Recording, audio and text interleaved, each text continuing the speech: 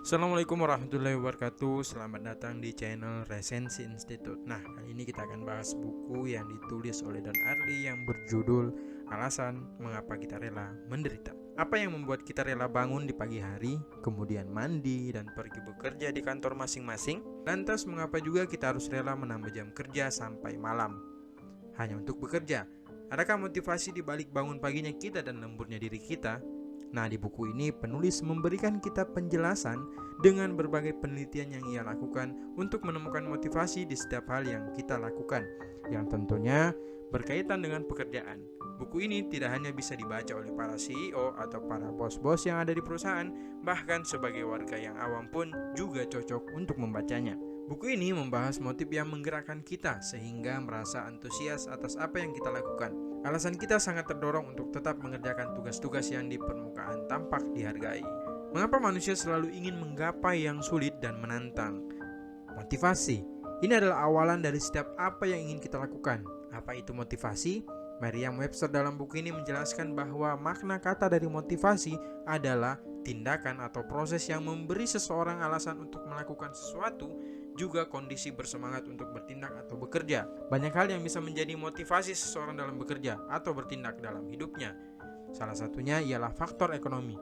Alasan kita bangun di pagi hari kemudian pergi kerja agar tetap memastikan isi dapur tidak kosong. Tetapi apakah alasan itu bisa membuat kita kuat untuk menjalani hidup? Akankah kita tidak mengeluh terhadap pekerjaan yang kita hadapi? Atau apakah kita tidak bosan bekerja dikarenakan selalu melakukan hal yang sama setiap harinya? Sebenarnya motivasi lebih dari itu. Motivasi tidak dipicu oleh adanya imbalan eksternal yang sifatnya positif seperti lakukan ini kemudian dapat itu.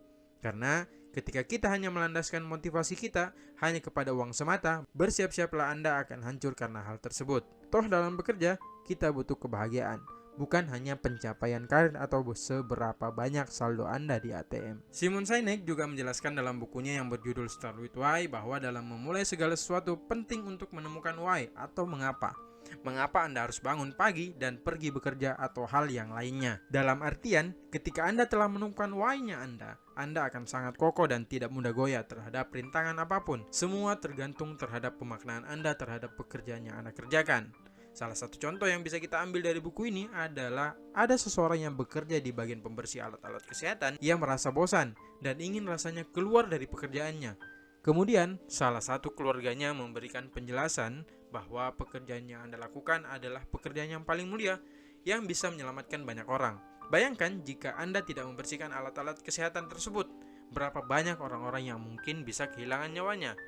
Nah, temukanlah makna dari setiap yang Anda lakukan, dan sebagai orang muslim, landasan awal yang harus kita tujukan adalah kepada Allah Subhanahu wa taala. Karena pada akhirnya kita akan menyukai tugas dan melakukannya karena mereka menikmati proses dan menemukan makna di dalamnya. Yang selanjutnya adalah mengantisipasi musuh.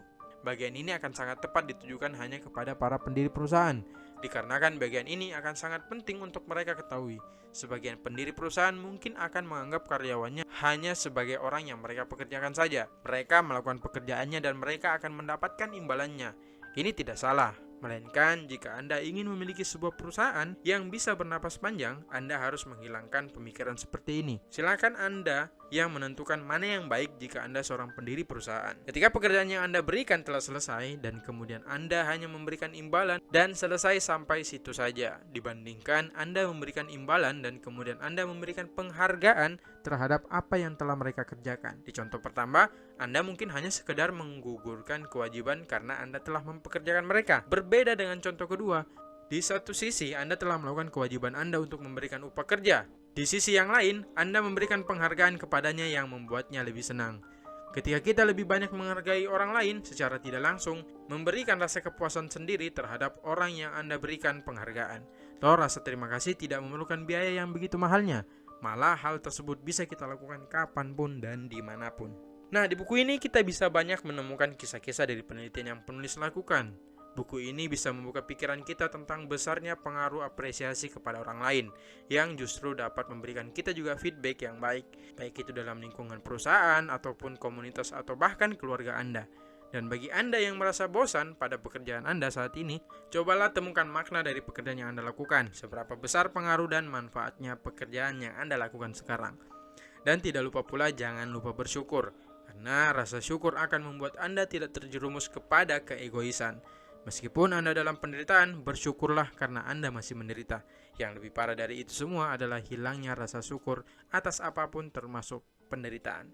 Silakan teman-teman tulis di kolom komentar apa alasan teman-teman menderita. Sekian, ada pertanyaan?